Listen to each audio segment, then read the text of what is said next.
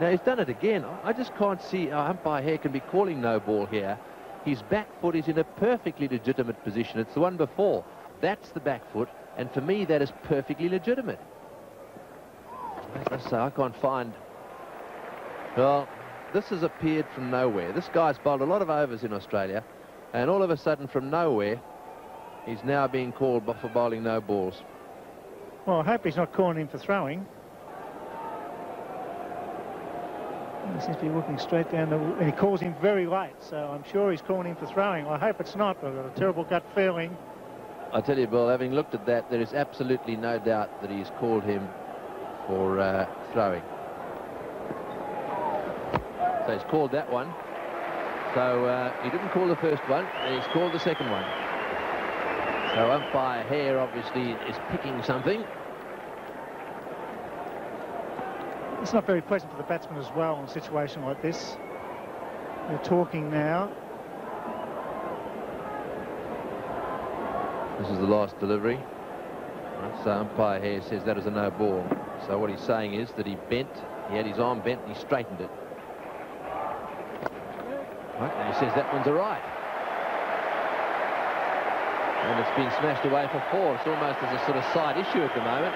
We're talking about a guy's career. This young man, Murali Dhiran, this could be the last time he bowls in a test match. You can imagine what's going through his mind at the moment. That's his 50. Well, he'll get a big cheer here, although this crowd has gone very quiet. The youngster down the other end, Murali Dhiran, is seeing his career float right out of the window. He's being no balled out of the game. Umpire Hare is the umpire who's doing it. He's decided that his action is not legitimate. Hello and welcome to highlights of Day 2, the second test match between Sri Lanka and Australia at the MCG. Day 1 was a day full of controversy when Sri Lankan off-spinner Murali Dhiran was called for throwing 7 times by umpire Daryl Hare. Put a bad taste in everyone's mouth, but it was a day that Australia did pretty well.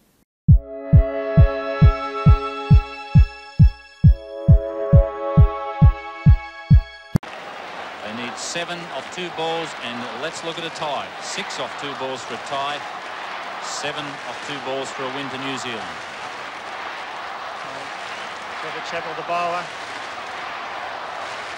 Smith, the batsman. 52,000 people in front of their seats. There you go.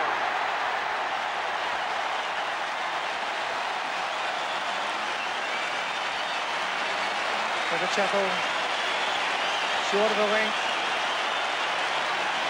Trevor Chappell coming on to bowl the last and vital over.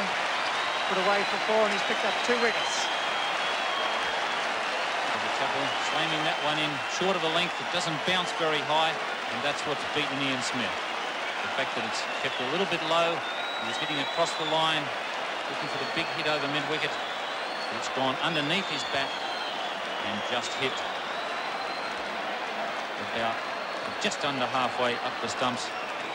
Ian Smith is out, bowled Trevor Chappell for 4, 8 down for 229, and New Zealand's only hope now is a 6 off the last ball for a tie.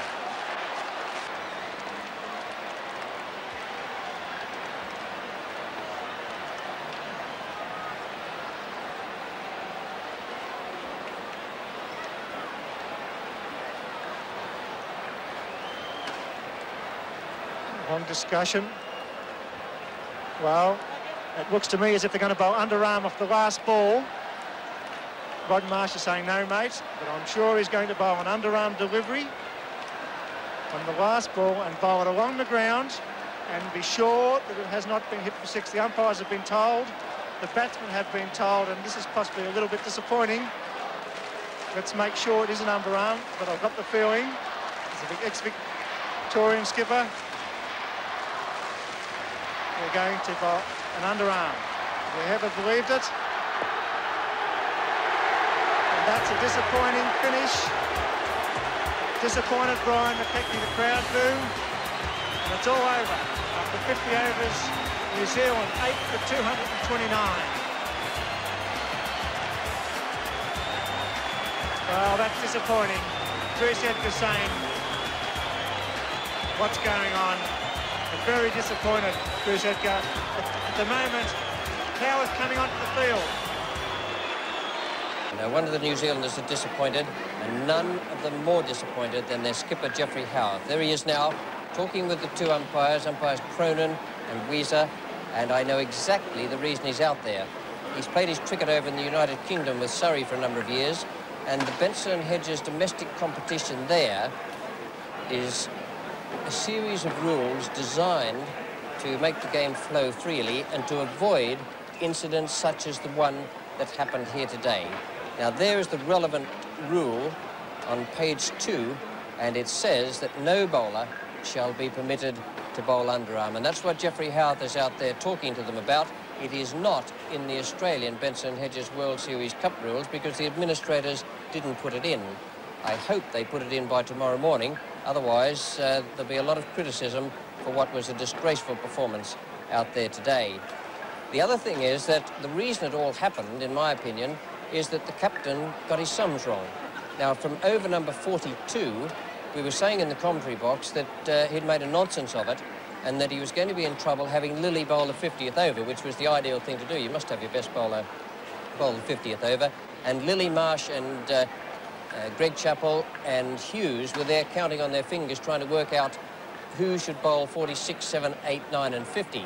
As it turned out, the sums were done so badly that Trevor Chappell was left to bowl the 50th over, and that's how it all happened. It was panic stations, and then when McKechnie had to hit a 6 off the last ball, just to tie, mind you, not to win, just to tie, then the panic became real, and they made certain that New Zealand couldn't tie the match.